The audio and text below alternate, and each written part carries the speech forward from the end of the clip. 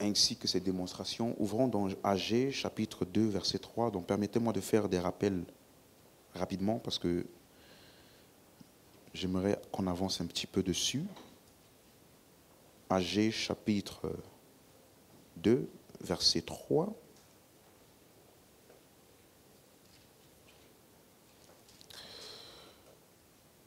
Quel est parmi vous le survivant qui ait vu cette maison dans sa gloire première? Comment la voyez-vous maintenant telle qu'elle est? Ne paraît-elle pas comme rien à vos yeux? Donc on a commencé à voir que ici il s'agit de la maison de Dieu qui est décrite dans l'Ancien Testament. On dit cette maison dans sa gloire première. Et au verset 7, il dit « J'ébranlerai toutes les nations, les trésors de toutes les nations viendront, et je remplirai de gloire cette maison, dit l'Éternel des armées. » Donc voici un point important qui nous a permis d'analyser mieux ce verset. Parce qu'il dit « Je remplirai de gloire cette maison ». Alors qu'au verset 3, il avait dit déjà qu'il y avait une gloire première. Cette maison avait une gloire première. Donc c'est comme si la gloire dont il parle en disant « Je remplirai de gloire », ce n'est pas celle de la première maison. Quelqu'un comprend? Donc c'est pour ça que le mot « rempli » veut dire « achevé ». Donc la vraie maison de Dieu, celle qui est achevée par sa gloire. Donc il dit cette maison-là avait une gloire première, mais elle n'est pas la maison dont j'avais en tête, ou bien elle n'est pas l'ultime maison. Voilà pourquoi au verset 9 il dit « Et la gloire de cette dernière maison sera plus grande que celle de la première. » Alléluia. Donc il y a la dernière maison qui a une gloire qui est plus grande que celle de la première. Amen, amen. Donc ici on a vu que le prophète Agé annonçait donc que Dieu devait achever, finir sa maison par sa gloire. Et cette gloire devait être plus grande que celle de la première. Et voilà pourquoi donc on a bien compris que tous les temples que les hommes ont construits dans l'Ancien Testament n'étaient pas l'habitation de Dieu. Dieu n'y habitait pas. Dans Acte 7, versets 48 et 49, il dit « Mais le Très-Haut n'habite pas dans ce qui est fait de main d'homme, comme dit le prophète. Le ciel est mon trône et la terre mon marchepied. Quelle maison me bâtirez-vous, dit le Seigneur? Quel sera le lieu de mon repos? » Donc la maison que Dieu bâtit, qui est la dernière maison, est la maison qu'il a appelée le lieu de son repos. Or, dans l'hébreu, le mot repos, c'est un mot menoucha qui veut dire demeure permanente. Quelqu'un avec moi? Donc la dernière maison est caractérisée par le fait qu'elle est le lieu où Dieu demeure permanemment. Ce qui n'était pas le cas dans l'Ancien Testament. Tu es avec moi jusqu'ici? Et donc on a commencé donc à voir que cette dernière maison qui est la demeure permanente de Dieu, aujourd'hui, c'est le croyant. C'est son corps, c'est son église. Parce qu'il a dit, détruisez ce temple-là, et en 3 jours, je le relèverai. Et la Bible dit, il parlait du temple de son corps. Donc la maison que Dieu a bâtie, qui est sa maison, dans laquelle il y a la plus grande gloire, aujourd'hui, c'est l'Église, qui est le corps de Christ. Amen, amen, amen. Et le croyant.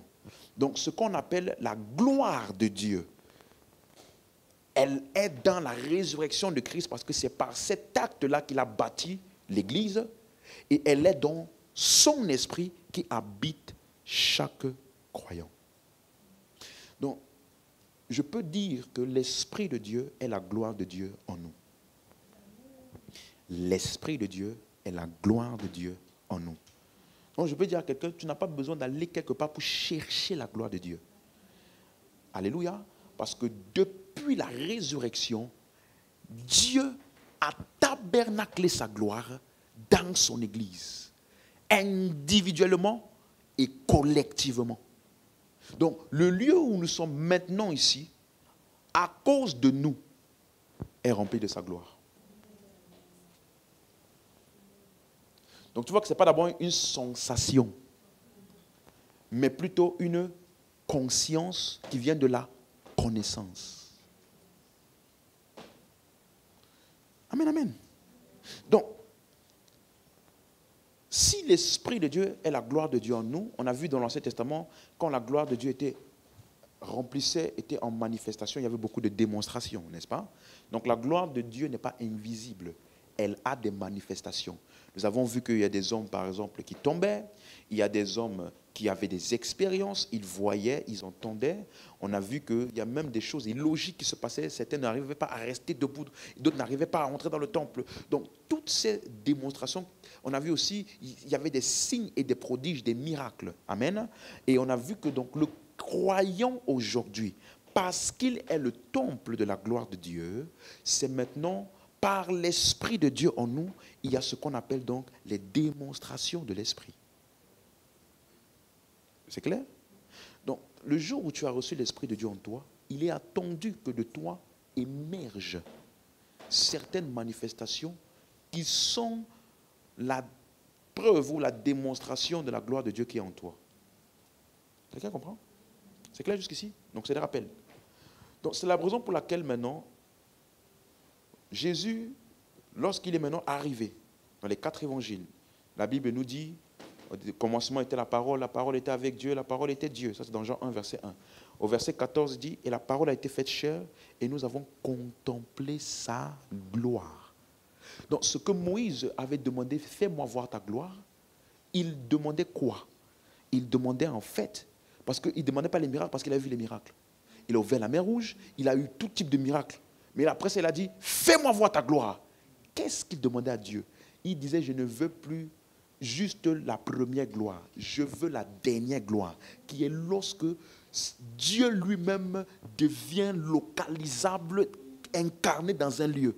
Et Dieu lui a dit, non, mon gars, ce n'est pas encore le temps. Ce n'est pas encore le temps. Et maintenant, quand Jésus est venu, on dit, la parole a été faite chair. Et nous avons contemplé sa gloire, comme la gloire du Fils unique venu du Père. Donc Jésus, à son temps terrestre, était le tabernacle de la gloire de Dieu.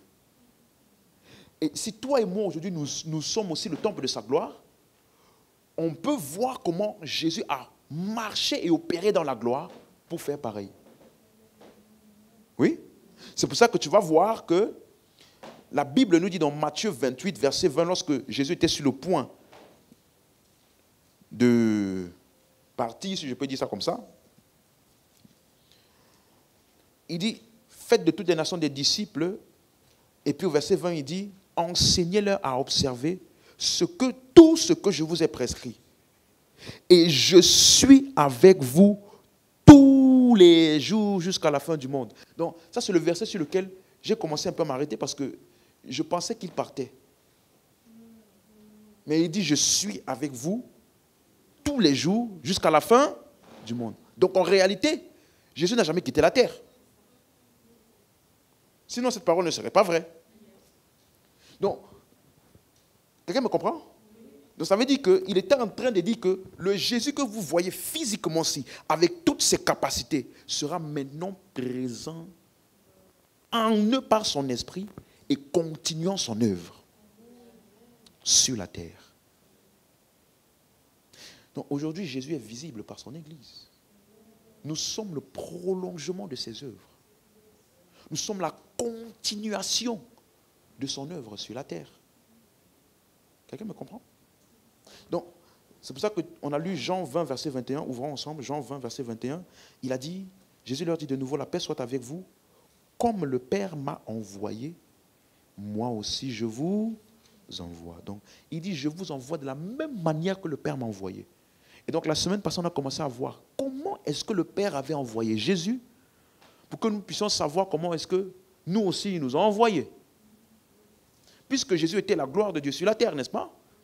Donc, si on voit comment il a fonctionné, comment le Père l'a envoyé, nous saurons comment nous devons fonctionner sur la terre. Quelqu'un me comprend? Tu vois, la beauté et le grand bénéfice que cet enseignement peut te donner, ce n'est pas juste pour que tu vois Jésus comme le Seigneur élevé que nous devons servir et adorer. Ça, c'est important dans la vie chrétienne de la voir. Mais Jésus, il ne nous a pas sauvés pour que nous puissions juste le voir au-dessus de nous. Il nous a fait asseoir ensemble avec lui, à la droite du Père. Donc, la véritable adoration consiste à se voir comme il nous voit. Il ne peut pas dire comme le Père m'a envoyé, je vous envoie. Et puis toi, tu vas penser que tu peux faire moins que ce qu'il a fait. Donc, le but, c'est que tu puisses réaliser ce qui est vraiment disponible pour toi depuis que tu as reçu Jésus. Qu'est-ce que tu es vraiment capable de faire? Quelqu'un me comprend? Donc, ça veut dire que quand tu vas lire les 4 évangiles, tu vas lire la vie de Jésus, tu peux le lire de 2 manières. Tu peux le lire juste en admiration, ou tu peux le lire comme un miroir. Tu comprends? Tu peux lire l'histoire de Jésus en admiration. Waouh! Mais tu peux aussi le lire comme un miroir, parce qu'il a dit, de la même manière que le Père m'a envoyé, moi aussi je vous. Donc on ne t'a pas lancé dans le vide. Tu as déjà un aperçu avant impression de tout ce que tu es censé faire et ce que tu es capable de faire. Donc, on a commencé à voir des textes comme par exemple Jean 10, verset 25. Jean 10, verset 25. Il dit, Jésus leur répondit, je vous l'ai dit, et vous ne croyez pas. Les œuvres que je fais au nom de mon Père rendent témoignage de moi. Ça, c'est le verset 25. Tout le monde a la page? Allons au verset 32. Et Jésus leur dit, je vous ai fait voir plusieurs œuvres venant de mon Père, pour laquelle me lapidez-vous? Donc, à chaque fois qu'il parle de son Père et de ce qui le crédibilise comme étant venu du Père, il associe toujours les œuvres. Quelqu'un comprend? Verset 37. Si je ne fais pas les œuvres de mon Père, ne me croyez pas. Mais si je les fais, quand même vous ne me croyez pas, croyez à ces œuvres, afin que vous sachiez et reconnaissiez que le Père est en moi et que je suis dans le Père. Waouh! Donc Jésus dit que les œuvres qu'il fait là, c'est pour valider déjà le Père, mais aussi le fait que lui, il vient du Père et que le Père est en lui.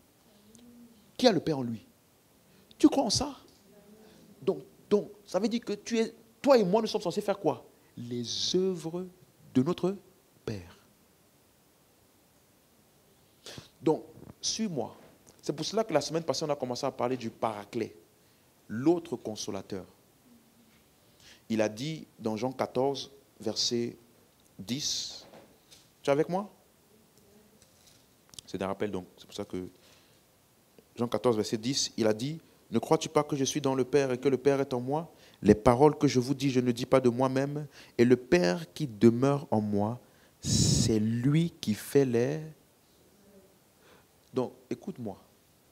Jésus dit que lorsque le Père est venu demeurer en lui, le Père est venu demeurer en lui avec des habilités de produire des œuvres. Donc, quelqu'un ne peut pas dire j'ai le Père en moi. Et puis, les œuvres du Père en lui, là, ne sont pas manifestes. Ça veut dire qu'il n'a pas compris pourquoi et qu'est-ce que le Père est venu faire en lui. Quelqu'un me suit? Donc, tu vois que cette vie chrétienne de certains là, on va à l'église le dimanche, on écoute une bonne parole, on rentre à la maison, on prie avant de manger, on prie le matin avant qu'on se réveille, on prie le soir. Alléluia, amen. Tu es chrétien? Oui. Moi, je prie. Hier, je suis parti voisin, il y a une dame qui m'a dit ça.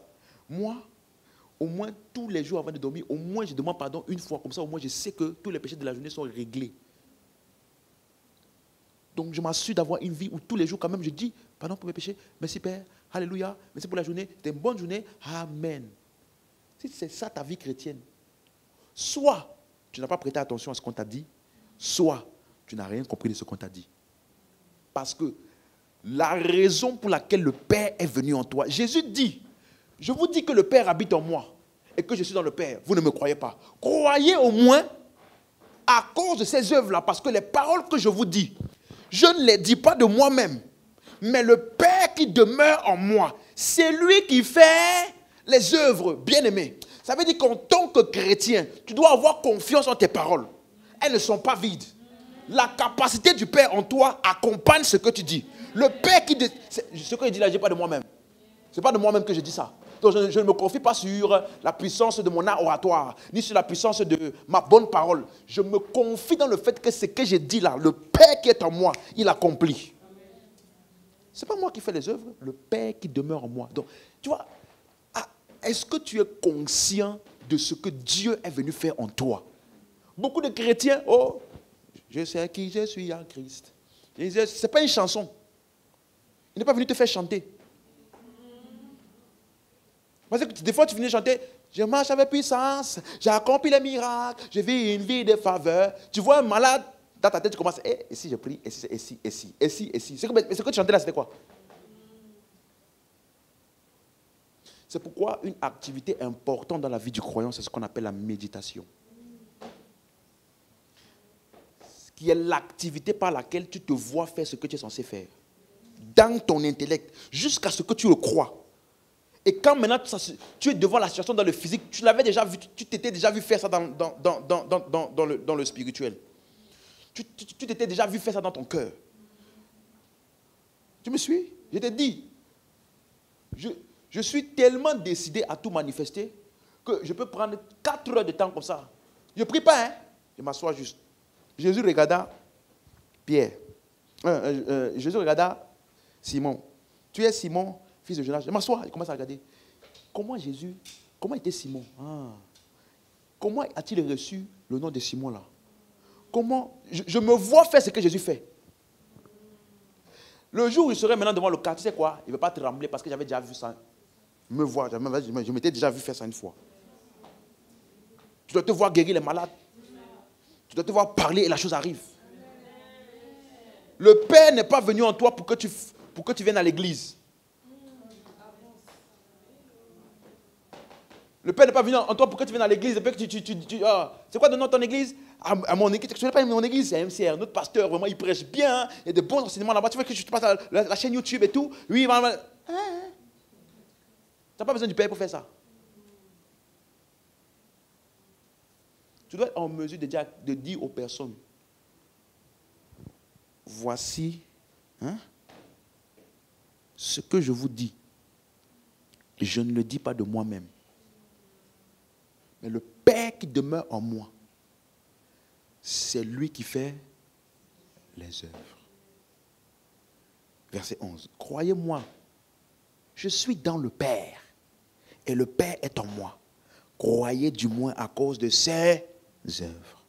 Et maintenant, voici la phrase à 1 milliard, 2 milliards, 2 milliards d'euros. Verset 12. En vérité, je vous le dis, celui qui croit en moi fera aussi les œuvres que je fais, et il en fera de plus grandes parce que je m'en vais au Père. Donc il ne disait pas ça pour impressionner les gens. Il disait ça pour leur montrer ce qui est capable d'être fait quand quelqu'un reçoit le Père en lui. Et maintenant, toutes les personnes qui vont croire en lui, il dit, ils vont faire ce que j'ai fait, mais ils feront de plus grandes œuvres. Parce que je m'en vais au Père. Et on a vu ensemble, je m'en vais au Père, ce n'est pas un voyage pour aller quelque part. Parce qu'il a dit que le Père est en lui. Comment peut-il aller vers le Père alors que le Père est en lui? Donc on a expliqué, au verset 16 et 17, il a dit, je prierai le Père et il vous donnera un autre consolateur. Un autre consolateur. Le mot autre là, c'est le mot allos. Ça veut dire le même, mais dans une autre localisation. Le même, mais dans une autre position. Donc, ce qu'on appelle le consolateur, verset 17, l'esprit de vérité, que le monde ne peut recevoir parce qu'il ne le voit pas, ne le connaît point. Vous le connaissez, car il demeure avec vous et il sera en vous. Donc, c'est pour ça qu'on appelle ça autre ou allos. Ça veut dire, celui qui était avec eux va maintenant être où? En eux, sous forme de allos. Mais c'est le même.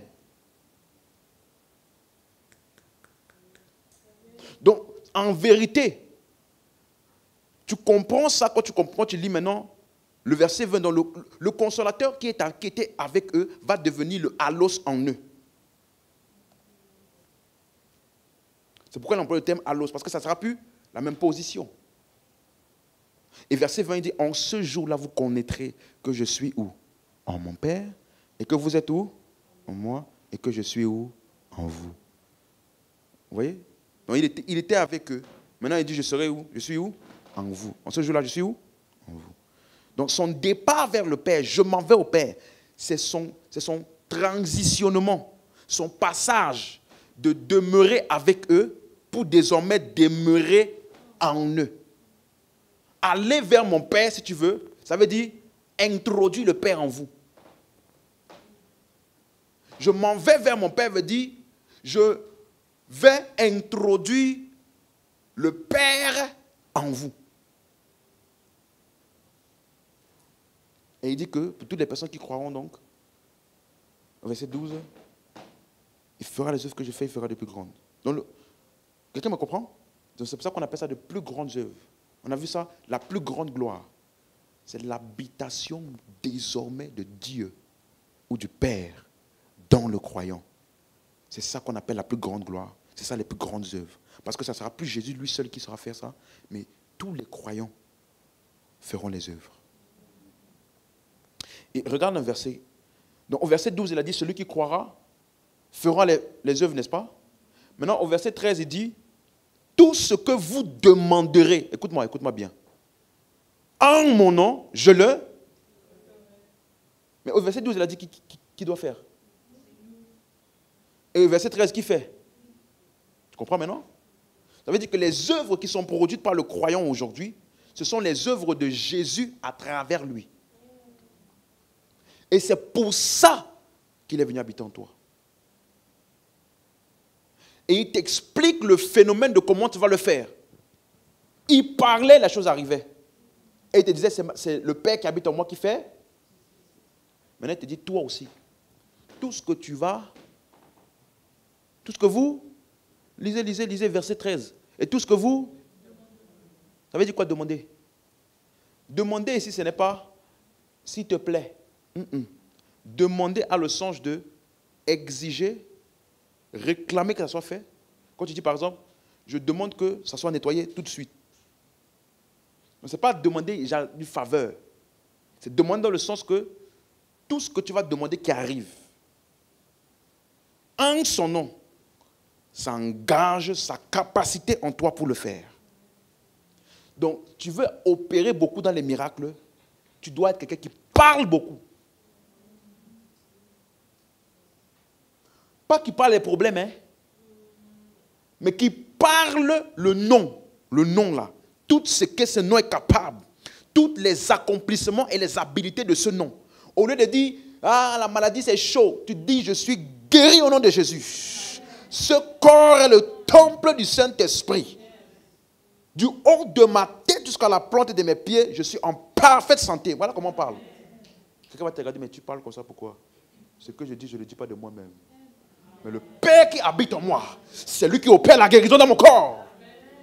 Donc au lieu de te plaindre, de morfondre et de murmurer à cause des situations, engage ta confession. Parle la parole.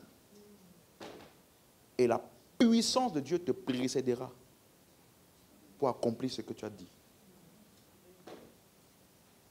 Quelqu'un avec moi? Mais il dit ici, tout ce que vous demanderez en mon nom, je le ferai. Donc tu vois que le croyant, donc, il a dit que le croyant aura la capacité de faire exactement tout ce que Jésus a fait. Pendant sa marche sur terre, et bien plus encore. Donc, il agira en eux par son esprit. Donc quand il disait, je peux conclure par ça, quand il disait, tout ce que vous ferez en mon nom, quand il disait, comme le Père m'a envoyé, moi aussi je vous envoie, vous avez compris maintenant? Il dit que le Père va venir habiter en vous pour que vous puissiez maintenant accomplir ses œuvres sur la terre. C'est clair? C'est clair pour quelqu'un? Donc Jésus aujourd'hui continue d'opérer et de faire son œuvre, qui sont les œuvres du Père sur la terre. Comment? Dans et à travers ceux en qui il habite. Alléluia. Est-ce que Jésus guérit encore aujourd'hui? Comment? Merci. Est-ce qu'il parle encore aujourd'hui? Comment? Est-ce que Jésus libère encore les gens aujourd'hui? Comment? Oh yes. Regarde. Marc chapitre 16. Donc au verset 17 et 18, il a dit voici les signes qui accompagneront ceux qui auront cru, n'est-ce pas? Maintenant, verset 19. Donc Marc chapitre 16, verset 19. Amen. Quelqu'un a la page? Marc 16, verset 19. Il dit, le Seigneur, après leur avoir parlé, fut enlevé au ciel où il s'assit à la droite de Dieu. Tout le monde suit? Donc, quand le Seigneur fut enlevé dans le ciel, qu'est-ce qui s'est passé? Beaucoup pensaient que ça veut dire qu'il n'est plus sur la terre. Il n'agit plus. Il est parti. Non, il n'est pas parti. Parce qu'au verset 20, et les disciples, ils s'en allèrent prêcher partout. Et le Seigneur travaillait avec eux. Et confirmait la parole par les miracles qui l'accompagnaient. Donc le Seigneur continuait d'agir. Et il confirmait quoi? Leurs émotions, leurs pleurs, leurs murmures. Confirmait quoi? Ça veut dire qu'eux là, ils étaient en train de parler quoi? Alléluia. Dis avec moi, je marche dans les signes et les prodiges. Et Jésus continue d'agir en moi et à travers moi. Amen. C'est ça qui est la vérité. Donc, nous sommes la continuité de ses œuvres sur la terre. Et c'est pour cela que tu vas voir, maintenant quand tu vas lire le livre de Actes des Apôtres, on va entrer dans Actes des Apôtres maintenant, je veux toute ton attention. Dans le livre de Actes des Apôtres, tu vas voir maintenant que Jésus n'était plus physiquement sur la terre, mais il continuait, les apôtres, d'enseigner et de parler de Jésus comme étant vivant et de le prouver par certaines choses qui se manifestaient. Quelqu'un avec moi jusqu'ici? Regarde, le jour de la Pentecôte, n'est-ce pas? La Bible dit, ils étaient tous ensemble dans un même lieu, des langues à des langues de feu leur apparut, ça s'est posé sur chacun d'entre eux, ils furent remplis du Saint-Esprit et ils ont commencé à parler en langue. Tout le monde connaît cette histoire, n'est-ce pas? Et la Bible dit maintenant qu'après ça, il y a plein de personnes qui sont rentrées dans le lieu où ils étaient assemblés et ils les ont entendus parler dans plusieurs langues différentes et louant et glorifiant Dieu. Regarde comment Pierre va expliquer ce que les gens là ont vu. Imagine-toi, tu rentres dans une salle et tu vois les gens en train d'agir bizarrement et en train de parler chacun dans des langues différentes des merveilles de Dieu. Les gens ont dit, pour certains, ils ont dit, mais qu'est-ce que c'est que ça? D'autres ont dit, ils sont fous. D'autres ont dit, ils sont ivres de vin. Ça veut dire que les comportements qu'ils avaient n'étaient pas des comportements logiques. N'est-ce pas? Et quand Pierre va expliquer ça, ouvrez Acte 2, verset 32. Regardez comment il explique tout ce qui s'est passé le jour de la Pentecôte. Il dit,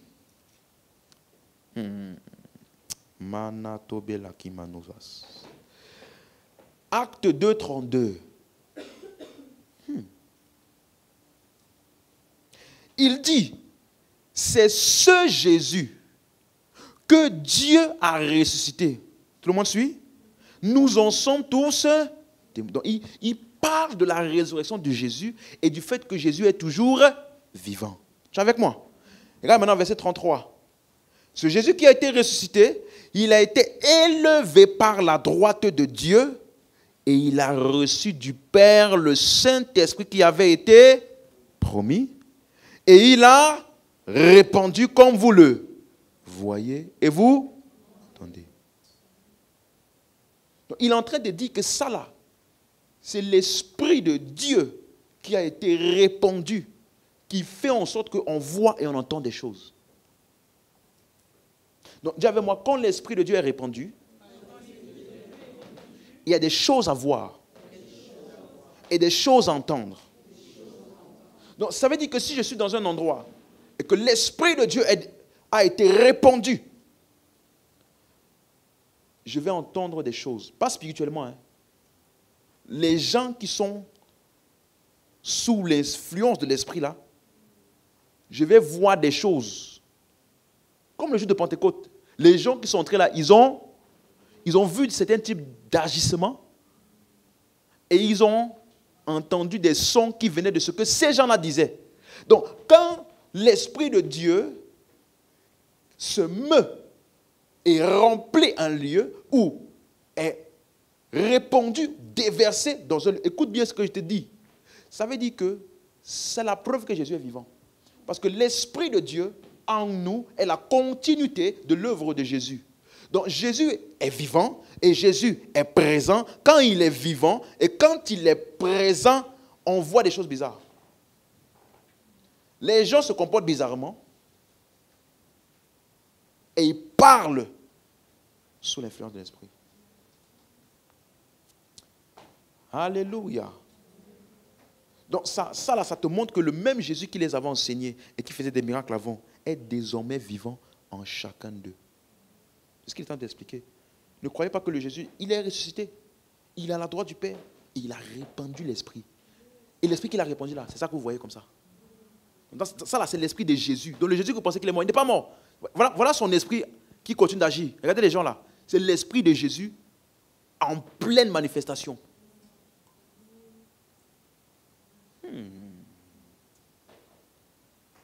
Laisse-moi juste finir ça vite. On va voir l'Esprit de Jésus à l'œuvre ici. Hein? Parce que, suis-moi. Et je ne sais pas si je vais pouvoir finir ça aujourd'hui, mais regarde. Tu vas voir dans les Écritures, dans Actes des Apôtres, il dit ici, il a répandu. Donc c'est comme si l'Esprit de Dieu, il y a l'expression l'Esprit de Dieu sur quelqu'un. Cette expression n'est pas littérale. Ça ne veut pas dire que l'Esprit de Dieu est venu comme ça et puis il s'est posé sur quelqu'un. Ça ne veut pas dire que... Parce que la personne qui est en train de raconter ce qui s'est passé, elle a vu des choses qui sont passées et la manière par laquelle elle a décrit ce que les gens là ont fait. La manière par laquelle cette personne a décrit ça, c'était en disant l'Esprit de Dieu était sur la personne. Mais il n'a pas... Esprit, ça veut dire pneuma, ça veut dire vent. Donc on ne voit pas l'Esprit. Donc comment il a su que l'Esprit est sur quelqu'un? Donc tu vois non? Donc quand tu entends Esprit sur, l'expression sur veut dire en devenu visible. Parce que quand tu prends un manteau, une veste, et que tu le mets sur toi, c'est désormais la veste qu'on voit. Donc, l'Esprit de Dieu, pour tous les croyants, il est où? En nous, n'est-ce pas? Et donc, cet Esprit de Dieu qui est invisible et qui est en nous, lorsque on voit des manifestations de l'Esprit, ça veut dire que l'Esprit devient comment? Visible. À travers quelqu'un, comment on appelle ça? Esprit sur la personne. Donc, pourquoi on dit l'Esprit sur quelqu'un? C'est parce que cette personne a fait des choses. Mais on sait que ce n'était pas son intelligence. C'était l'influence de l'Esprit qui l'a fait faire ce qu'il a fait. Quelqu'un comprend? Elle dit, je viens maintenant comme ça, je commence à parler à quelqu'un, à prophétiser sur quelqu'un. Ce n'est pas ma tête qui me donne les informations. Quelqu'un me comprend maintenant? Ou bien quand on a tous, j'ai une vision, une expérience de surnaturel. Ce n'est pas ma tête, dans le sens de j'invente quelque chose. Non. C'est une habilité de l'esprit qui me permet d'interagir avec le monde invisible. Quelqu'un me comprend? Donc, ça veut dire que tu vas voir que Pierre, avant d'arriver au verset 32, dans Acte 2, verset 17, allons au verset 17, il explique justement ce même événement-là. Acte 2, verset 17. Dans les derniers jours, dit Dieu, je répandrai de mon esprit sur. Tu as vu encore la même expression? Sur. Je répandrai de mon esprit sur toute chair. Comment on sait que l'esprit est sur toute chair? Vos fils et vos filles. Donc, esprit sur, ce n'est pas quelque chose qui vient se poser sur quelqu'un physiquement. C'est plutôt une personne qui commence à voir certaines activités qu'on voit ou certaines manifestations qu'on voit à travers la personne qui nous font savoir que l'esprit est sur lui. Donc, il dit, je répandrai mon esprit sur toute chair. Vos fils et vos filles prophétiseront. Vos jeunes gens auront des visions et vos vieillards auront des songes. Donc, il est en train de citer Joël 2, versets 28 et 29. Donc, ça veut dire que, tu vas voir que le mot, suis bien, le mot répandre là, en hébreu, c'est le mot shafak. Ça veut dire vider. Ça veut dire comme quelque chose qui était dans un vase et qui était invisible. On le vide maintenant. Ça veut dire qu'il sort, il devient manifeste à l'extérieur. Vous comprenez? C'est ça le mot vider, déverser. Donc, tu prends vous voyez comment on appelle ça? Où on met le thé là, pour garder le thé chaud là. Comment on appelle ça? Thermos ou bien le petit là. Hein? Bon, en tout cas, dans un thermos, tu ne peux pas savoir ce qu'il y a dedans tant que c'est dedans. Mais quand tu commences à déverser, ce qui est dedans est maintenant visible pour tous. C'est ça qu'il appelle shafak, répandre, déverser. Donc c'est ça que plusieurs personnes appellent l'effusion de l'esprit. Le mot effusion veut dire déverser. Donc lorsque l'esprit est vidé de l'intérieur vers l'extérieur, ça veut dire que l'esprit n'est plus qu'à l'intérieur, il devient visible. On voit finalement quel était le contenu de ce vase-là. Donc c'est exactement de ça que Jésus parlait quand il disait « Le Père qui est en moi, c'est lui qui fait les œuvres ». Donc les œuvres-là sont la manifestation de l'habitation du Père en lui. Donc l'esprit sûr, vous comprenez? Lorsque l'esprit est répandu, regardez un autre exemple, tu vas voir ça dans Nombre chapitre 11, verset 17. C'est là-bas que tu vas voir une meilleure explication de ça. Nombre chapitre 11, verset 17. Si tu es avec moi, donne-moi un bon amen. C'est clair l'explication jusqu'ici? Donc tu vois que, c'est pour ça que tu ne trouveras pas cette expression dans les épîtres. Parce que c'est une expression qui est descriptive, narrative de ce qu'on voit. Alors que les épîtres que t'enseignent. Tu comprends? Donc, Nombre 11, verset 17. Et je descendrai et je parlerai là avec toi. Je prendrai de l'esprit qui est sur toi et je le mettrai sur eux. Et ils porteront avec toi la charge du peuple, tu ne la porteras pas toi seul. C'est Dieu qui parle à Moïse lorsqu'il devait choisir et établir les 70 anciens. Nombre 11, verset 25 maintenant. Et le Seigneur descendit dans un nuage. Maintenant, suis-moi bien. Regarde comment il décrit ça. Et il lui parla. Il prit de l'esprit qui est sur lui, c'est-à-dire sur Moïse, et le mit sur les 70 anciens. Et il arriva qu'aussitôt que l'esprit reposa sur eux, qu'est-ce qui s'est passé? Ils ont fait quoi? Et ne s'arrêtèrent plus. Dans ta version, lui, second m'a dit, il ne continuait pas. Ça, c'est très mal traduit. Si tu vas dans la version King James en français, ou King James, en fait, il prophétisait et ne s'arrêtait plus. Donc, comment on a su que l'esprit était sur eux? Hein? Ils ont? Ça veut dire que s'ils étaient là et qu'ils n'avaient rien dit, on n'aurait rien dit. On a dit l'esprit était sur eux parce qu'on les a vus au point que, regarde, verset 26, il était resté 2 des hommes dans le camp. Le nom de l'un était Eldad et le nom de l'autre était Médad. Et l'esprit reposa sur eux. Donc, même les gens qui n'étaient pas dans le groupement là, on a dit il y a 2 personnes qui sont restées dans le camp là-bas. Et on dit l'esprit reposa sur eux. Comment ils ont su? Ils étaient de ceux qui avaient été inscrits, mais ils n'étaient pas sortis vers le tabernacle. Et ils prophétisèrent dans le camp. Comment on a su que l'esprit était sur eux? Malgré qu'ils n'étaient pas dans le camp, malgré qu'ils n'étaient pas dans le tabernacle, qu'est-ce qui s'est passé? Ils ont? C'est clair? Vous comprenez maintenant la terminologie? Verset 27. Un jeune garçon courut le rapporter à Moïse et il dit, Eldad et Médad prophétisent dans le camp. Et Josué, le fils de Nun, le serviteur de Moïse, l'un de ces jeunes hommes, répondit et dit, mon Seigneur Moïse, empêche-les. Et Moïse lui dit, es-tu jaloux pour moi? Plus à Dieu que tout le peuple du Seigneur fut prophète. Et que le Seigneur mit son esprit où? sur eux. Donc, qu'est-ce qu'il voulait dire en vérité? Qu'il plaise à Dieu, quoi, que tout le peuple entier. Donc, Moïse, c'est lui le premier qui a donné la prophétie de Joël. Je répondrai de mon esprit sur toute chair. Il avait déjà en vue, en perspective, le plan de Dieu, qui n'était pas que l'esprit soit sur une poignée.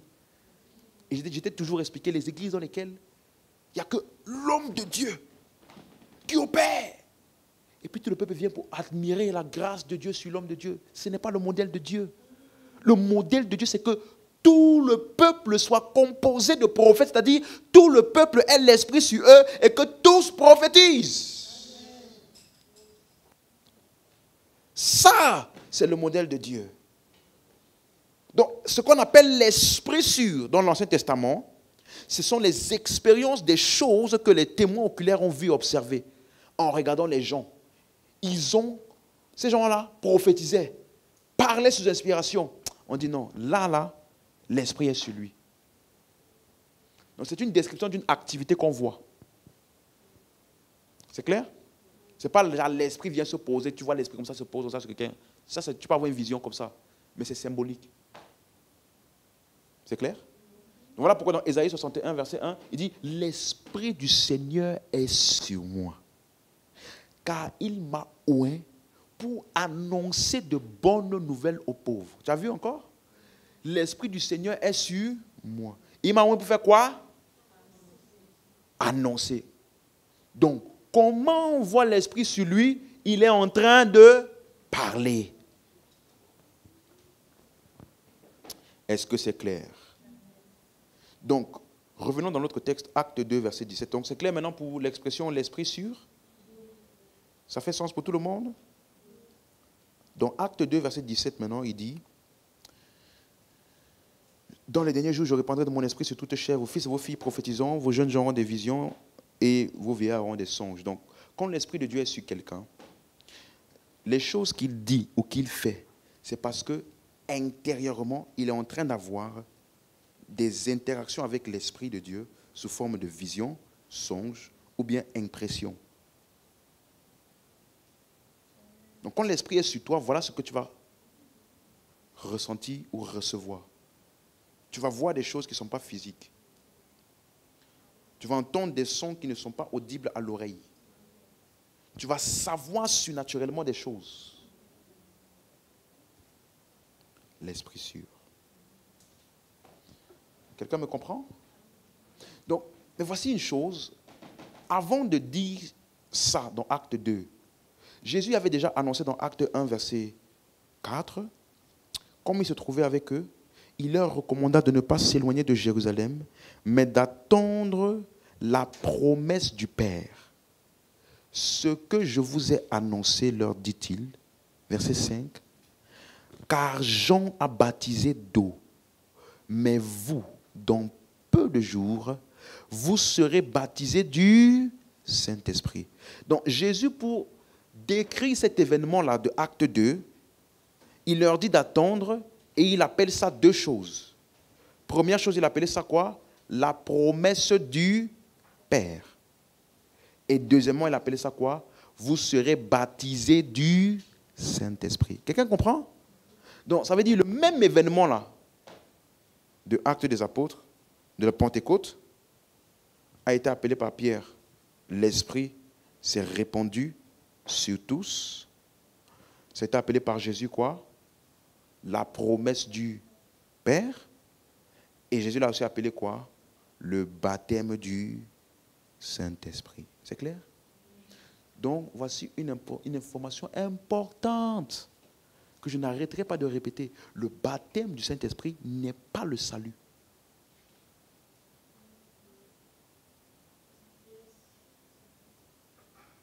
Le baptême du Saint-Esprit n'est pas le salut. C'est une expérience qui suit le salut, ou qui est la conséquence du salut.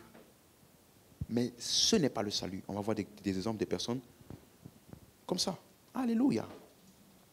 Donc, allons voir le jour de Pentecôte encore, comment Pierre a expliqué la même chose. Tu vois, si tu ne lis pas bien les Écritures, il y a des thèmes qui vont t'embrouiller. Parce que le même événement, il appelait ça, l'Esprit est descendu sur eux. Le même événement, Jésus l'a appelé baptême du Saint-Esprit. Le même événement, il a appelé la promesse du Père. Et ce n'est pas fini. Le même Pierre là, dans Acte 2, maintenant verset 38, quand il était en train de prêcher aux gens en disant, Jésus l'a répandu. Ce que vous voyez, vous entendez. Maintenant, quand les gens ils ont demandé, qu'est-ce qu'on doit donc faire? Qu'est-ce qu'on doit faire? Verset 38. Acte 2, 38. Tu es avec moi? Tu suis bien? Parce qu'il faut que tu suives. Parce que les différents termes là, ça doit être clair dans ta tête ce que ça signifie. Regarde. Pierre leur dit, répentez-vous et que chacun de vous soit baptisé au nom de Jésus pour le pardon des péchés. Ça, ce n'est pas baptême d'eau. Parce que le baptême d'eau ne donne pas le pardon des péchés. Il dit, baptisé au nom du Seigneur Jésus pour. Donc le seul baptême qui donne le pardon des péchés, c'est le baptême en Christ qui est reçu le jour où tu as cru en l'évangile. Il dit, vous tous qui avez été baptisés en Christ. Donc, le baptême en Christ, écoute-moi bien, c'est ça le salut. Et maintenant, Pierre dit, et vous recevrez le don du Saint-Esprit. Vous avez compris? Donc, l'expérience qui suit le salut, on appelle ça quoi? Recevoir le don du... C'est comme ça que Pierre l'a appelé. Donc, c'est la même chose qu'ils ont eu dans le jour de Pentecôte. Hein? Quelqu'un me comprend jusqu'ici? Verset 39. Car la promesse est pour vous. Il a aussi appelé ça quoi? La promesse. Vous voyez? Quelqu'un comprend? Tous ces différents thèmes-là, ce ne sont pas différentes choses. La promesse est pour vous, pour vos enfants, pour tous ceux qui sont au loin, en ceci grand nombre que le Seigneur, notre Dieu, les appellera. Donc, je résume. Baptême du Saint-Esprit, c'est la promesse du Père, c'est l'Esprit qui est descendu sur, et c'est aussi recevoir le don du Saint-Esprit. On n'a pas dit les dons du Saint-Esprit, hein. Le don. Je vais t'expliquer pourquoi il emploie ça. Parce que le mot le mot don là, c'est le mot doreia. Doreia. Ça veut dire ce qui t'est offert gratuitement par le donateur. Comme quand tu offres un don à un mendiant, par exemple. Donc, doreia, ça met plutôt l'emphase sur le caractère du donateur et non pas sur le don en lui-même. Doreia, ça met l'emphase sur le caractère du donateur et non pas le don lui-même. Par contre, ce qu'on avait vu quand on expliquait les dons du Saint-Esprit, charisme, c'est aussi ce qui t'est donné gratuitement, mais par contre, l'emphase est mise sur le don, parce que ce don-là devient ta propriété. Vous comprenez la différence? Donc, doréa, c'est parce qu'on veut montrer que le donateur a donné ça gratuitement. C'est sa nature. Donc, ça veut dire que don du Saint-Esprit ici, ça ne fait pas référence à ce qu'on voit dans les épîtres qu'on appelle les dons. Ça fait plutôt référence à ce qui t'est donné par le Saint-Esprit quand il vient en toi. C'est clair? Et c'est pourquoi il emploie le terme, on va voir ça après, lambano. Donc c'est toi qui dois prendre de l'esprit qui est déjà où? En toi. C'est clair? Est-ce que c'est clair? Donc, ça veut dire que quand il disait dans Acte 2, verset 16, c'est ici ce qui a été dit par le prophète Joël. Dans les derniers jours, dit Dieu, je répandrai de mon esprit sur toute chair. Vos fils et vos filles prophétiseront, vos jeunes gens des visions, des vieillards ont des songes. Oui, sur mes serviteurs et mes servantes, dans ces jours-là, je répandrai de mon esprit et ils prophétiseront. Donc, il emploie le mot prophétiser à 2 reprises pour l'esprit sûr. Et verset 33, maintenant, il dit, élevé à la droite de Dieu, il a reçu du Père le Saint-Esprit qui avait été promis et il a répandu, comme vous le voyez et vous l'entendez. Encore une fois, donc, il explique ce qu'il a appelé, vous recevrez le don du Saint-Esprit. Il explique ça en disant que c'est l'Esprit qui est répandu sur, ou alors l'effusion de l'Esprit sur toute chair. Et il explique ça en disant, vous allez parler en langue et aussi prophétiser. Donc, la description principale de ce qu'on appelle l'esprit sûr ou bien recevoir le don du Saint-Esprit dans Actes des Apôtres. Je mets bien parce que recevoir le Saint-Esprit dans d'autres épîtres, ou bien ça ne veut pas dire la même chose que dans Actes des Apôtres. On dit recevoir le Saint-Esprit. Ça ne fait pas référence au salut. Quelqu'un comprend? C'est le mot lambano. Ça veut dire ce que tu prends de l'Esprit que tu as reçu en toi pour le rendre visible. Et donc, dans les différents exemples qu'on voit, on voit que c'est majoritairement des énonciations. Ça veut dire des choses que tu dis de manière surnaturelle. Quelqu'un comprend? Allons voir ça rapidement. Donc, quand je dis l'Esprit est descendu sur, l'Esprit est sûr, l'Esprit a été répandu dans ce lieu, ou bien à un moment donné, l'Esprit a rempli le lieu. Vous devez comprendre ce que ça veut dire. On n'a pas dit il y a quelque chose qui est descendu d'en haut là-bas. Ça veut juste dire qu'à un moment donné, tout le monde a commencé à se laisser influencer par l'Esprit. Tout le monde comprend? Donc, laisse-moi te donner des textes clairs. Acte 2, versets 3 et 4. On va voir esprit sûr.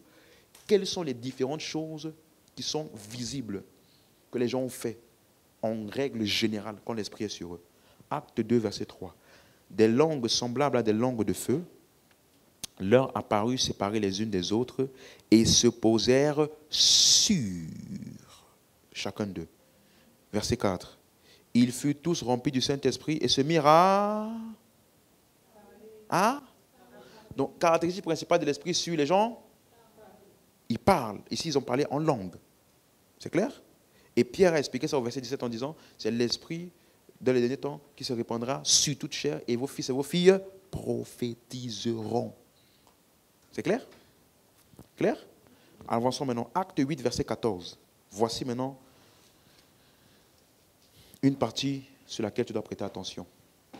Acte 8, verset 14. Tu es là? Bon. Tu me dis si tu es arrivé, on peut ouvrir ensemble pour lire. Acte 8, verset 14. C'est bon? Les apôtres qui étaient à Jérusalem, ayant appris que la Samarie avait reçu la parole de Dieu, y envoyèrent Pierre et Jean. Ils ont appris que la Samarie avait fait quoi? Ils avaient reçu quoi? Dis-moi, quand on dit recevoir la parole de Dieu, est-ce que ça parle du salut? Donc, ces gens-là, quand Philippe a prêché, ils ont été sauvés. Donc, avait-il l'Esprit de Dieu en eux? Oui? L'Esprit de Dieu était en eux. Tout le monde est d'accord avec ça? Oui? Sûr. Maintenant, regardez verset 15 maintenant.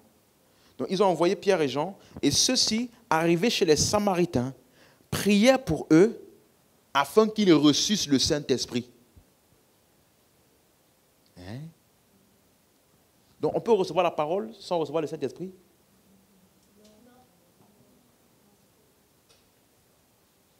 Tu vois? Les deux mots recevoir ne sont pas pareils. Le premier mot recevoir, ça veut dire accueillir. Accueillir. Ça veut dire quand tu as prêché l'évangile, tu as cru. Par contre, le deuxième mot recevoir le Saint-Esprit, ça veut dire lambano. Ça veut dire saisir. Donc c'est l'action de celui qui a l'Esprit, qui le saisit. Et on va bien voir ce que ça veut dire. Quelqu'un comprend? Donc, ils ont prié pour eux afin qu'ils reçussent le Saint-Esprit. Pourquoi? Verset 16. Maintenant, tout le monde lisait bien. 1, 2, 3, go. On reprend au début. Car. Donc, qu'est-ce qu'il a appelé recevoir le Saint-Esprit? L'Esprit qui? Oh, qu'est-ce qu'on appelle l'Esprit qui descend sur? Donc, ce n'est pas que l'Esprit doit venir. Donc, recevoir le Saint-Esprit ici, ça ne veut pas dire l'Esprit vient où? En toi. Ça veut dire que tu n'as pas pris avantage de l'Esprit en toi là, pour qu'il soit manifeste. Donc, ils ont prié pour eux, parce que l'Esprit n'était pas encore descendu sur eux, ils avaient seulement été baptisés au nom du Seigneur Jésus. Verset 17, suis bien. Alors Pierre et Jean leur imposèrent les mains et reçurent le Saint-Esprit. Hein? Donc, qu'est-ce qu'ils ont fait pour qu'on sache qu'ils ont reçu? Regardez le verset 18. Lisez bien le verset 18. Lorsque Simon a vu. Lorsque Simon a fait quoi? Donc, elle dit que ça là, on voit. C'est pas genre, je crois qu'il a reçu. Non, je crois que l'esprit. Non, ça là. Lorsque Simon a vu que l'esprit était donné par l'imposition des mains des apôtres, il leur offrit de l'argent en disant, accordez-moi aussi ce pouvoir afin que celui à qui j'imposerai les mains reçoive le Saint-Esprit. Vous avez vu? Donc, accordez-moi ce don-là pour que quand je vais imposer les mains à quelqu'un, ce que j'ai vu les gens là faire, que je puisse aussi faire ça aux gens. Donc, c'était comment? Visible. Verset 20. Mais Pierre lui dit, que ton argent périsse avec toi, puisque tu as cru que le don de Dieu s'acquérait à prix d'argent. Il n'y a pour toi ni part, ni lot dans cette affaire. Donc, tu vas noter que le mot affaire, c'est le mot logos, qui veut dire parler. Affaire, là, ça veut dire logos. Donc, tu vois qu'il est temps de leur dire, dans ce que tu vois les gens parler là, tu n'as rien à faire avec ça. Donc, qu'est-ce que Simon voyait? Il voyait des gens parler. C'est-à-dire qu'on leur imposait les mains là, tu vois les gens commencent à parler de manière surnaturelle. Il dit, mais je veux ce don-là. Donc, c'était comment? Visible. C'est clair? C'est ça qu'on appelle l'esprit qui descend sur. Acte 10, verset 44. C'est clair jusqu'ici? Acte 10, verset 44. Comme Pierre prononçait encore ces mots, le Saint-Esprit descendit sur tous ceux qui écoutaient la parole. Ah, comment est-ce qu'ils ont su que le Saint-Esprit est descendu sur tous ceux qui écoutaient la parole? Puisque c'est comme on est ici maintenant, n'est-ce pas? Tout le monde est en train d'écouter la parole ici. Je peux dire maintenant, l'Esprit est descendu. Comment on sait? Comment ils ont su que l'Esprit est descendu sur tous ceux qui écoutaient la parole? Verset 45. Tous les fidèles circoncis qui étaient venus avec Pierre furent étonnés de ce que le don du Saint-Esprit était aussi répandu sur les païens. Donc, ils ont été étonnés de voir que le don du Saint-Esprit était répandu. Donc, comment ont-ils su que le don du Saint-Esprit est répandu? Verset 46. Car, 1, 2, 3, go.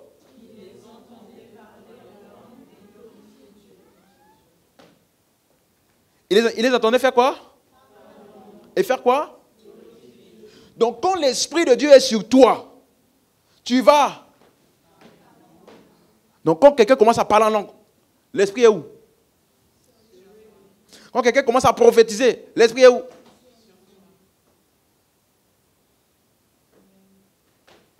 C'est clair? L'Esprit de Dieu est sur toi. Si on dit l'Esprit de Dieu, si je te dis maintenant, l'Esprit de Dieu est sur toi, il ne faut pas me regarder. Soit tu prophétises, soit tu parles en langue, soit tu agis par l'Esprit. En tout cas, on doit voir quelque chose. De la même manière, c'est ça qui se passe lorsque les apôtres sont venus imposer les mains. Donc, quand tu imposes les mains, on est en train d'activer une manifestation en toi. Soit tu imposes les mains, tu vas comme ça. Tu n'es pas dans une attitude de réception. On va voir ça après. C'est clair? Donc, esprit sûr, ça veut dire quoi? Ça veut dire qu'on voit par cette personne-là des manifestations de l'esprit. Tu vois, non, c'est pour ça que Jésus dit que celui qui est né de nouveau, il est comme le vent. Le vent, on ne voit pas. Mais on entend le bruit, donc on sait qu'il est là. C'est comme ça que celui qui est né de l'esprit est. Il va faire des choses. Physiquement, tu ne sauras pas d'où vient la source de ce qu'il fait. Mais puisqu'on est des chrétiens, on est croyants, on sait que là, il est en train de parler sous l'influence de l'esprit. Dis avec moi, au nom de Jésus. En cet après-midi, l'Esprit de Dieu est sur moi pour bénir les uns et les autres.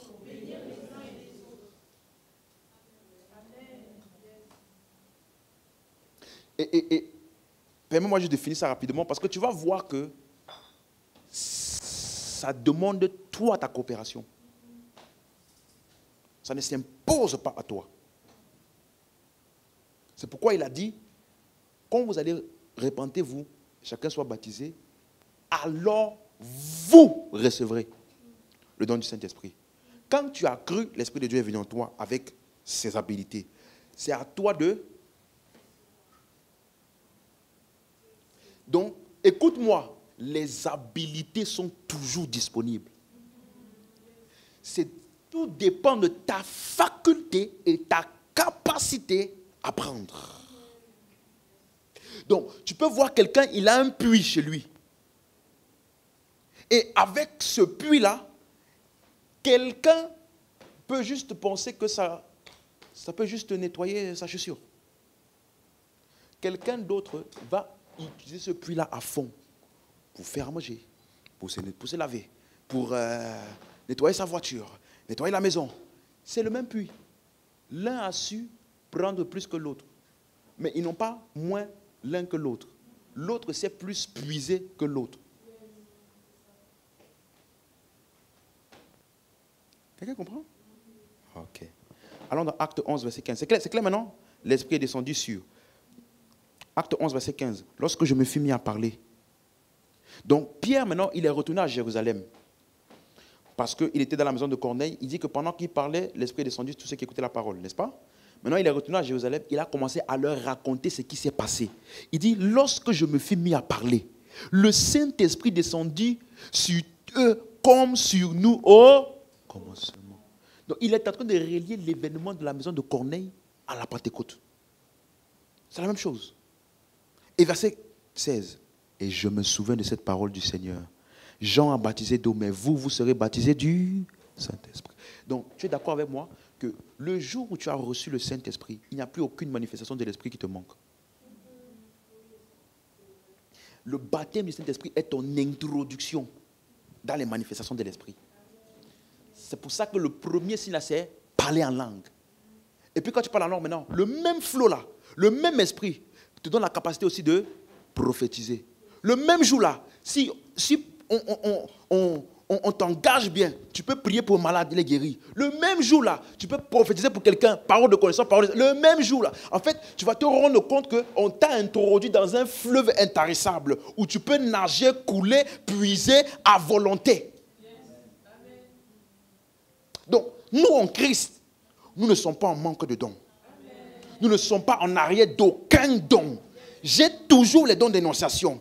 J'ai toujours des dons de révélation. J'ai toujours les dons de puissance. J'ai toujours des paroles de connaissance. J'ai toujours des paroles de sagesse et de discernement des esprits. Je ne suis pas en manque. Je n'ai pas de période sèche. Ça n'existe pas pour moi. Parce que l'esprit est en abondance en moi. Je t'ai dit, c'est ce que toi tu dis et que tu penses de toi que tu vas voir. Alléluia. Mais encore une fois, il a appelé ça, l'Esprit est descendu sur eux. Ils ont parlé en langue. Donc, tu vas voir que la manifestation principale de ce qu'on voit quand l'Esprit est sur, ou le baptême du Saint-Esprit dans les actes des apôtres, c'est principalement les gens qui ont parlé en langue et prophétisé. Donc, c'est ce qu'on appelle les dons d'énonciation. Tu parles surnaturellement. Et on sait que ce que tu dis ne vient pas de ton intellect, ni d'une logique que tu as toi-même construite. Un autre exemple encore. Acte 19, verset 2. Quelqu'un est béni? Acte 19, verset 2. Donc, j'ai pris juste le temps de te parler d'actes des apôtres pour que toi-même tu puisses apprécier et voir à quel point le livre des actes des apôtres est rempli de ça, parce que c'est ça la gloire de la dernière maison. L'Esprit de Dieu dans l'homme avec ses manifestations. Et donc, eux, ils ont marché dans ça. Alléluia. Regarde. Acte 19, verset 2. Maintenant, j'espère que ça ne va pas t'embrouiller cette expression. Il leur dit, avez-vous reçu le Saint-Esprit quand vous avez cru? Est-il possible de croire sans avoir le Saint-Esprit? Donc, est-ce que je peux traduire ou reformuler? Avez-vous pris avantage du Saint-Esprit depuis que vous avez cru? Avez-vous manifester l'esprit depuis que vous avez cru. Donc Paul, dans sa tête, il savait que c'est possible que quelqu'un ait cru, mais qu'il vive sans manifestation. Vie chrétienne fade, religieuse et sans rien. Il dit, mais ne sais-tu pas que quand tu as reçu Jésus et que tu as cru, c'est à toi de prendre. Et il lui répondit, nous n'avons même pas entendu dire qu'il y a un Saint-Esprit. Et il dit, de quel baptême avez-vous donc été baptisés? Et il répondit, du baptême de Jean. Elle se dit, ah, ils ne sont même pas sauvés encore. Donc, verset 4, il leur a prêché l'évangile. Alors Paul dit, Jean a baptisé du baptême de repentance, disant au peuple de croire en celui qui venait après lui, c'est-à-dire en Jésus. Donc le but du baptême de Jean était d'amener les gens à la repentance, à un changement de pensée pour qu'ils puissent croire en Jésus. Verset 5, sur ces paroles, il fut baptisé au nom du Seigneur Jésus. Donc là, maintenant, ils ont été quoi? Sauvés. C'est clair? Maintenant, regarde verset 6. Lorsque Paul leur eut imposé les mains, qu'est-ce qui s'est passé? Tu peux dire ça plus fort? Donc, il est possible que, même si tu luttes avec une manifestation, quelqu'un vient t'imposer les mains, il t'active dans ça? Possible? Donc, quand Paul leur a imposé les mains, l'Esprit de Dieu est venu sur eux. Comment on a su la suite?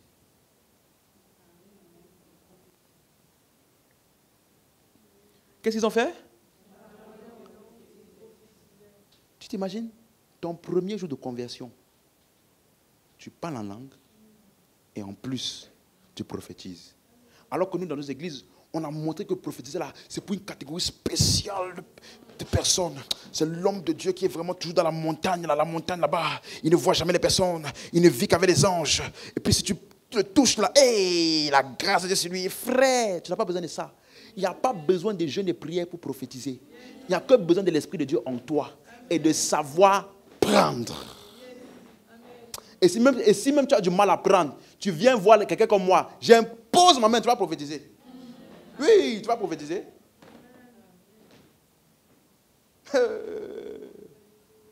Quelqu'un m'a compris. Tu ne dois pas être satisfait d'une vie chrétienne fade, aucune manifestation surnaturelle. Mais Dieu est venu en toi pourquoi? Pour que tu demandes pardon. Les gens, tout ce qu'ils connaissent de Dieu, c'est de demander pardon. Ah ouais, non, c'est vrai que je suis chrétien. Non. Seigneur, pardon, je confesse mon péché. Ça, ta vie de chrétienne, quoi. Elle dit, la spécificité du fait que tu es chrétien, c'est que quand tu pêches, tu demandes pardon.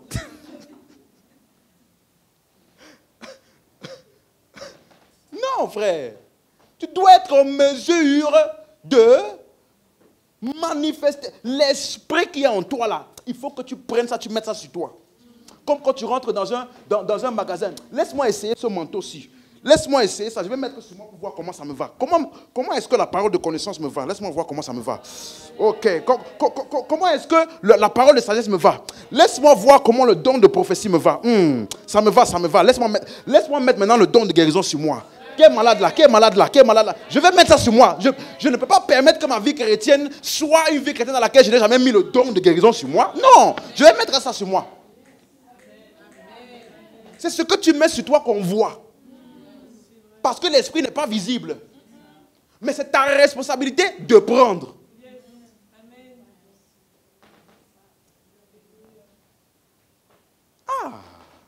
Donc, il dit, l'esprit, et il se mit à parler en langue et à prophétiser.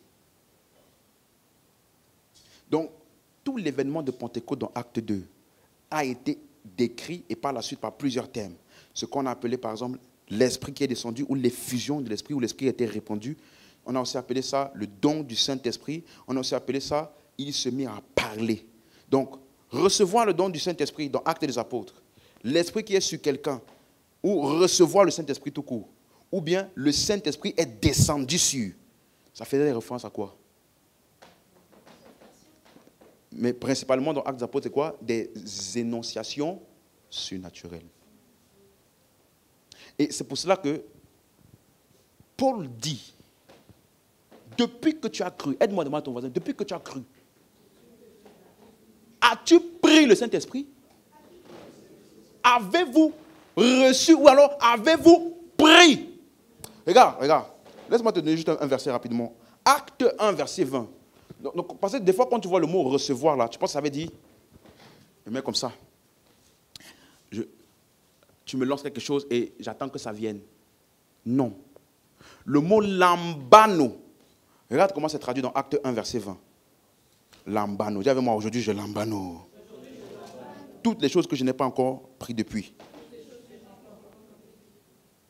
C'est clair? Regarde, Acte 1, verset 20. Or, il est écrit dans le livre de Psaumes, en parlant de Judas, qu'on devait remplacer. Il dit que sa demeure devienne déserte et que personne ne l'habite et qu'un autre fasse quoi? Donc, il avait dit que l'autre là, il va venir prendre. Parce que le poste était devenu comment? Vide, vacant. Donc, tant que personne ne prend, ça reste là. Non, mais moi, pasteur, je n'ai jamais prophétisé, je ne sais même pas comment ça se passe. Moi, je n'ai jamais parlé en langue, moi, je n'ai jamais fait ceci, moi, je n'ai jamais prié pour un malade. Frère, tu ne sais pas recevoir. Hein? Tu ne verras pas. Mais ce n'est pas parce que ce n'est pas en toi. Je t'ai dit, même dans les visions, plusieurs fois, tu vas voir. Paul, il dit, lorsque, non, Pierre plutôt, acte 10, ouvre acte 10, verset, regarde comment c'est magnifique. Acte 10, verset 9.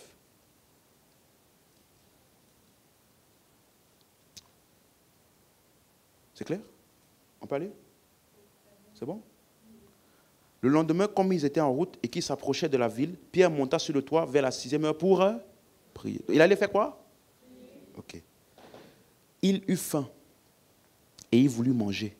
Pendant qu'on lui prépara à manger, il tomba en... Suis bien. Et il vit le ciel ouvert et un objet semblable à une grande nappe attachée par les 4 coins qui descendait et s'abaissait sur la terre. Donc, quand tu vas lire ça, tu vas penser que ça c'est juste comme ça. Ah, il est tombé, il a la vision, c'est Dieu qui a fait. Oh, quel Pierre chanceux. Maintenant, quand Pierre lui-même va vouloir raconter la vision, dans Acte 11, allons voir, Acte 11, il va raconter la vision. Verset 5, Acte 11, verset 5. Verset 4, Pierre se mit à leur exposer d'une manière suivie ce qui s'était passé. Donc, on est d'accord? Pierre va exposer maintenant en détail qu'est-ce qui s'est vraiment passé. J'étais dans la ville de Joppé et pendant que je priais, je tombais en extase et j'eus une vision. Suis bien. Un objet semblable à une grande nappe par les 4 coins descendit du ciel et vient jusqu'à moi. Alors voilà tout ce qu'il a vu. Elle dit que pendant qu'il priait, il a eu une image. C'était tout. Qu'est-ce qu'il a fait pour que ça soit plus clair et que ça ait plus de détails maintenant?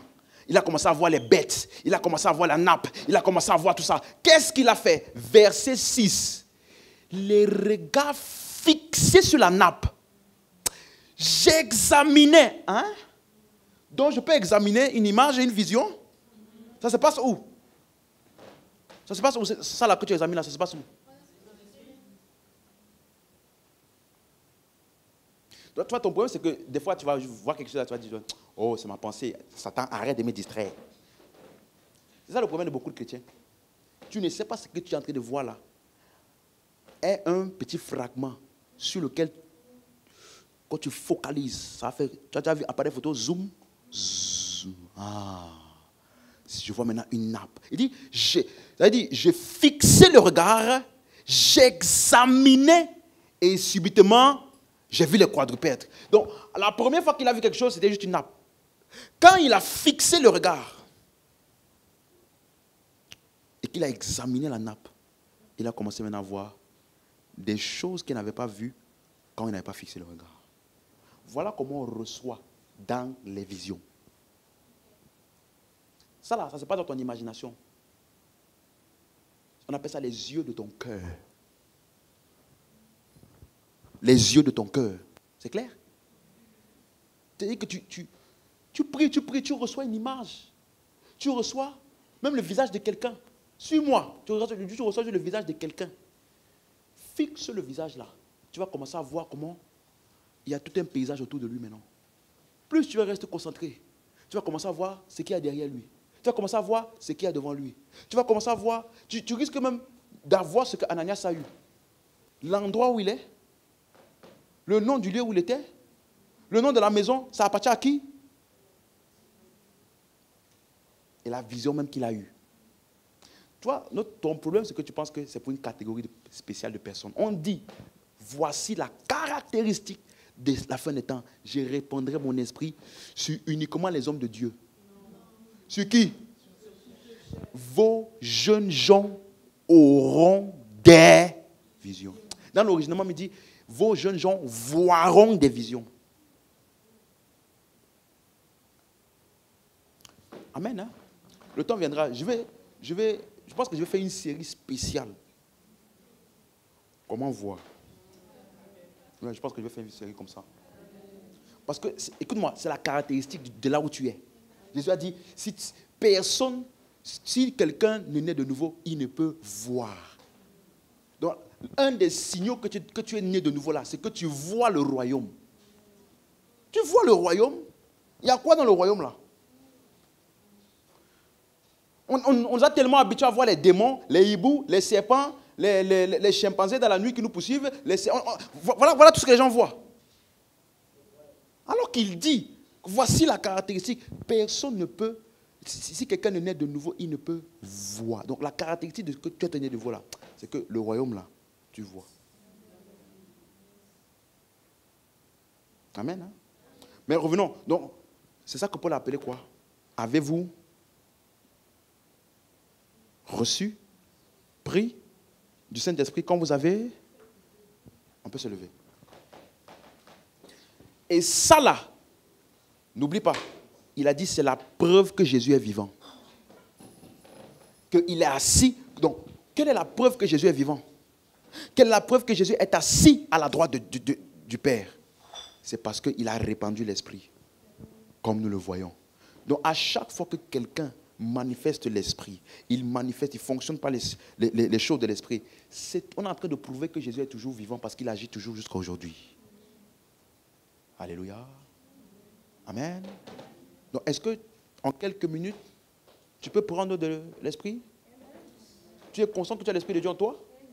Et que c'est ta responsabilité et la mienne de prendre? Donc, on va faire quelque chose. Tu vas d'abord prier. Parce que je veux que tu commences à apprendre à capter les signaux intérieurs là. Tu vas prier en pensant à cette salle. Tu comprends? Là où ton cœur, où ton intuition va te diriger, ou si tu perçois, ou tu reçois, ou tu comprends un peu ce qu'il explique là? Tu as l'impression, une impression qui vient en toi que c'est, voici la personne pour laquelle je dois prier. Va vers la personne. Et dès que tu arrives là-bas, suis-moi, ne réfléchis pas. Ah, comment on fait? Ne réfléchis pas. Dis juste, je reçois tel don. Je reçois, je prends avantage de tel don, de telle chose. Et je ministre par l'Esprit maintenant. Et tu commences à ministrer. Tout le monde a compris mon instruction? Clair? Donc, on active l'Esprit, on prie en langue. Ensuite, tu reçois pour quelqu'un, tu vas, tu prophétises, tu parles une parole, ou si tu pries pour la personne, si tu reçois pour prier pour quelque chose. Dans tous les cas, on a 15 minutes pour ça. Alléluia. J'ai dit 15 minutes, hein? 15 minutes. Amen. Hein? Ok. C'est parti.